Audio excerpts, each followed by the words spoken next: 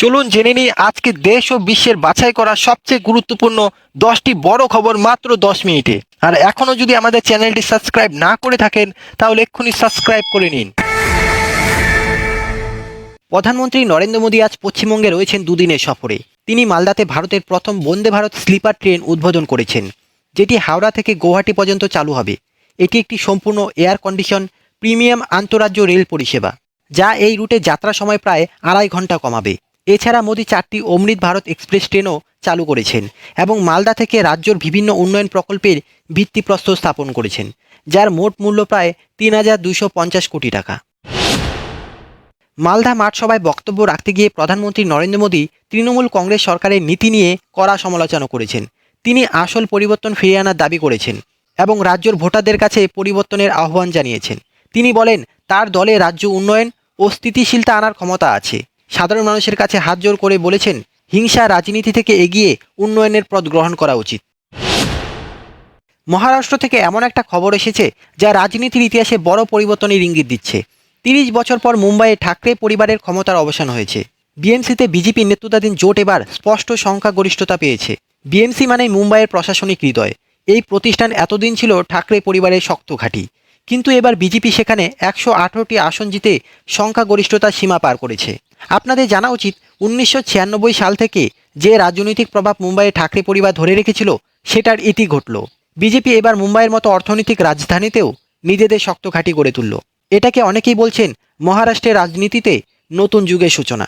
আপনাদের বলে রাখি, মহারাষ্ট্রের মোট 29টি মহানগর পালিকার মধ্যে 25টিতেই বিজেপি এগিয়ে রয়েছে। এটা পরিষ্কার যে মহারাষ্ট্রে বিজেপির সাংগঠনিক শক্তি এখন আগের থেকে বহুগুণ বেড়েছে। ভেনেজুয়েলার তেলের ওপর থেকে আমেরিকা নিষেধাজ্ঞা শিথিল করতেই বড়সড় পরিবর্তন দেখা গেছে। ভেনেজুয়েলার তেল বিক্রি শুরু হতেই তেলের দামের প্রায় 30% পর্যন্ত লাভ দেখা গেছে। এই সিদ্ধান্ত নিয়েছেন আমেরিকার প্রেসিডেন্ট ডোনাল্ড ট্রাম্প। আপনাদের জেনে রাখা উচিত, ভেনেজুয়েলার কাছে রয়েছে বিশ্বের অন্যতম বৃহৎ তেল ভাণ্ডার। এতদিন নিষেধাজ্ঞার কারণে সেই তেল বাজারে আসছিল না। এখন সেই তেল বাজারে ঢুকতেই আন্তর্জাতিক বাজারে আলোড়ন সৃষ্টি হয়েছে। এর প্রভাব সরাসরি পড়তে পারে তেলের দামে এবং ভারতের মতো আমদানি নির্ভর দেশেও। ভারতের বৈদেশিক মুদ্রা ভাণ্ডার আবার বেড়েছে। ফরেক্স রিজার্ভ এখন পৌঁছেছে 687.19 বিলিয়ন ডলারে। এটা ইঙ্গিত দেয় দেশের আর্থিক ভিত এখনও শক্তিশালী অবস্থায় রয়েছে। তবে এর পাশাপাশি ভারতীয় রুপি আরও 45 পয়সা দুর্বল হয়ে প্রায় 91 টাকার কাছাকাছি পৌঁছেছে প্রতি ডলারে। এর মানে আমদানি ব্যয় বাড়বে, তেল ও অন্যান্য পণ্যের দামেও প্রভাব পড়তে পারে। এবার একেবারে সাধারণ মানুষের জন্য দারুণ সুখবর। 2026 সালের এপ্রিল থেকে আপনি আপনার পিএফ এর টাকা তুলতে পারবেন ইউপিআই এর মাধ্যমে। মানে আর ব্যাংকের লম্বা লাইনে আপনাকে দাঁড়াতে হবে না, দালালের ঝামেলায় পড়তে হবে না, আর সরাসরি আপনার ব্যাংক অ্যাকাউন্টে টাকা তুলতে পারবেন। এখন যে খবরটা বলতে যাচ্ছি সেটা শুধু একটা নিউজ নয়, এটা আমাদের সমাজের সামনে একটা প্রশ্ন চিহ্ন। এটা আমাদের বিবেককে নাড়া দেওয়ার মতো একটা ঘটনা। একটা 11 বছরের মেয়ে, যার হাতে থাকার কথা বই, কাঁধে থাকার কথা স্কুল ব্যাগ আর চোখে থাকার কথা স্বপ্ন, কিন্তু বাস্তবে তার মাথায় বোঝা কাঠের গাঁট। সে হামাগুড়ি দিয়ে এগিয়ে যাচ্ছে রাস্তার উপর। এই শিশুটির নাম দিলকুমারী। জন্ম থেকেই তার 2 পা অচল, হাঁটার শক্তি নেই, দাঁড়ানোর শক্তি নেই, কিন্তু তার মধ্যে আছে এমন এক সাহস যেটা অনেক সুস্থ মানুষের মধ্যেও দেখা যায় না। দিলকুমারীর বাবা মা দারিদ্র চাপে তাকে নিজের কাছে রাখতে পারেননি, তাই আজ সে থাকে তার নানু নানির কাছে।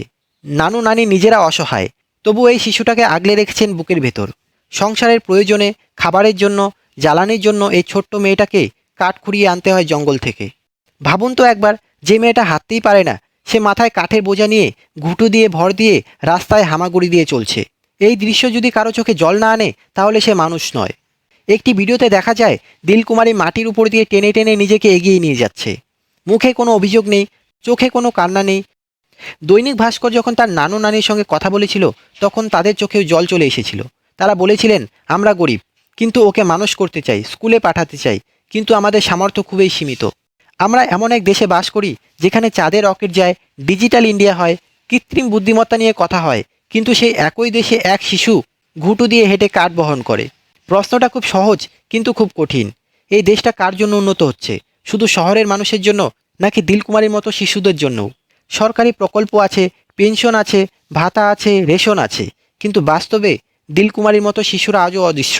আমরা অনেক সময় বলি, আমার জীবন খুব কষ্টের, আমার সমস্যা খুব বড়, কিন্তু দিলকুমারীর দিকে তাকালে আমাদের সব অভিযোগ লজ্জা পায়।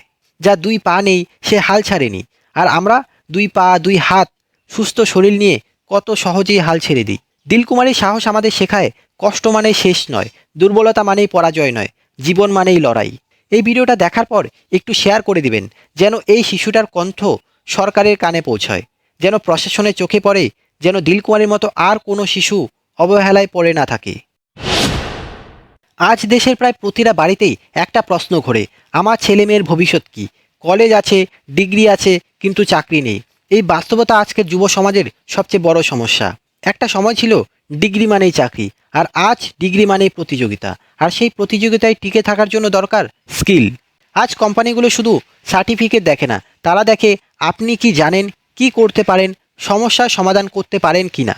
আর এই কারণেই একই ডিগ্রি থাকা সত্ত্বেও একজন চাকরি পাচ্ছে আর একজন বছরের পর বছর চেষ্টা করেও পাচ্ছে না। আজকের যুগে সবচেয়ে দামি জিনিস হলো digital skill, communication skill, critical thinking. আর যারা এগুলো শেখে তারা কখনো পিছিয়ে পড়ে না। পশ্চিমবঙ্গ আজ কেন্দ্র রাজ্য সম্পর্ক ও সরকারি তদন্ত নিয়ে বড় এক রাজনীতিক চ্যালেঞ্জের মুখে দাঁড়িয়েছে।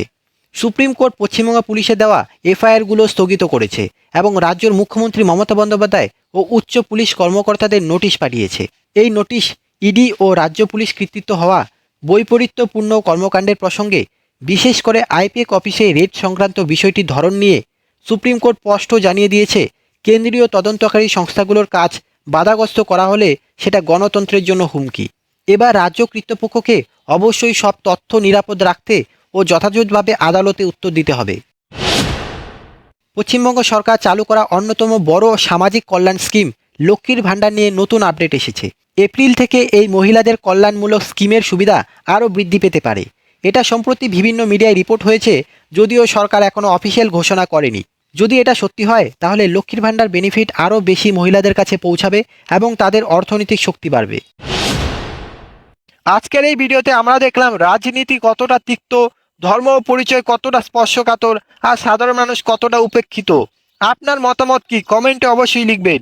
ভিডিও ভালো লাগলে লাইক দিন, শেয়ার করুন আর চ্যানেল সাবস্ক্রাইব করুন সত্য ঘটনা সবার আগে জানার জন্য। আবার দেখা হবে আরো বড় বিশ্লেষণ নিয়ে। ধন্যবাদ।